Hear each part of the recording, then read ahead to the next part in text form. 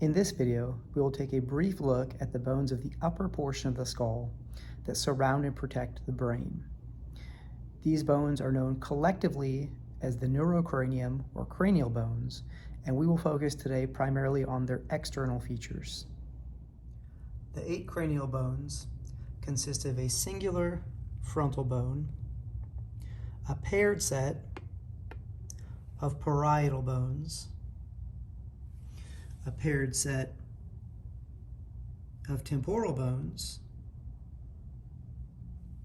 as well as a singular occipital bone, sphenoid bone, and ethmoid bone.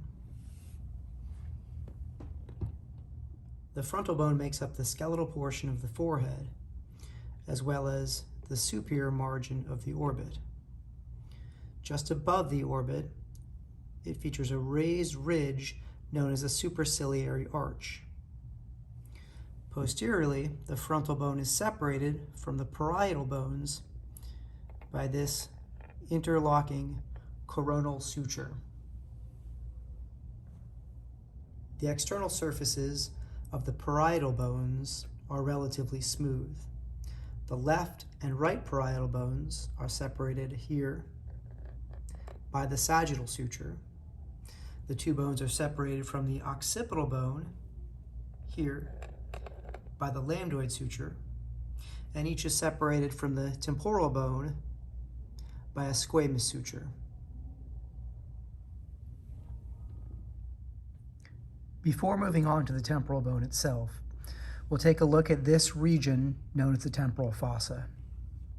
It is a shallow depression on the lateral surface of the skull, made up by portions of the frontal, parietal, temporal, and sphenoid bones.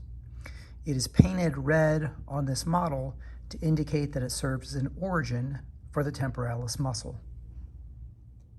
The temporal bone is quite complex, and we'll take a look at just a few of its key features here.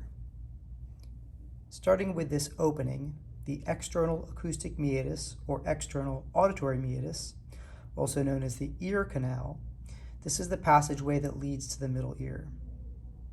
Just posterior and inferior to that opening, we see the large prominence known as the mastoid process. This is palpable behind the ear. Moving anteriorly, we see the small and slender styloid process. Both the mastoid and the styloid serve as important sites for muscle attachments.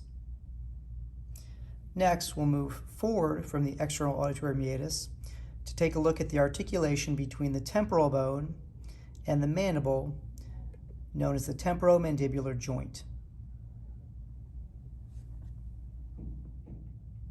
Here we have removed the mandible to show the mandibular fossa, where the condyle of the mandible articulates to form the temporomandibular joint.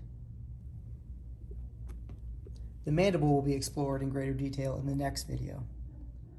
To complete our simplified tour of the temporal bone, we will take a look at its contribution to this structure, the zygomatic arch. The zygomatic arch is made up of two bones, the zygomatic process of the temporal bone and the temporal process of the zygomatic bone. The zygomatic bone will be visited again in our next video on the facial bones. Next, we will look at the occipital bone, which makes up the most posterior aspect of the skull as well as much of its base. The parietal bones are here, and the mastoid process of the temporal bone is here as well as here. This is the occipital bone. Its posterior aspect is marked by a large prominence known as the external occipital protuberance, or inion, and extending to either side of that prominence are two ridges of bone known as the superior and inferior nuchal lines. The nuchal lines, as well as the external occipital protuberance, all serve as important sites for muscle attachment.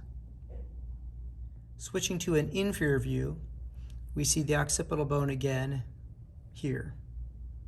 For reference, the zygomatic arch we visited earlier is here.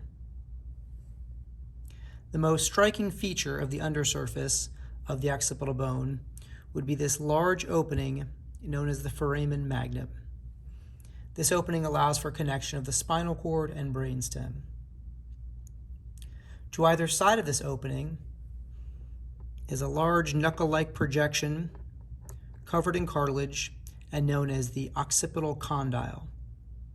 These occipital condyles form a joint with C1, also known as the atlas, or the first cervical vertebrae. Just anterior to the foramen magnum, this region of the occipital bone is known as its basilar part. We will leave off the remaining details for now. We will conclude this video with one last look at the sphenoid and ethmoid bone. Each of these is a complex bone with a unique and interesting shape that could be the subject of a future video. For now, we will note that both contribute a portion of the orbit, and we'll leave additional details for later videos.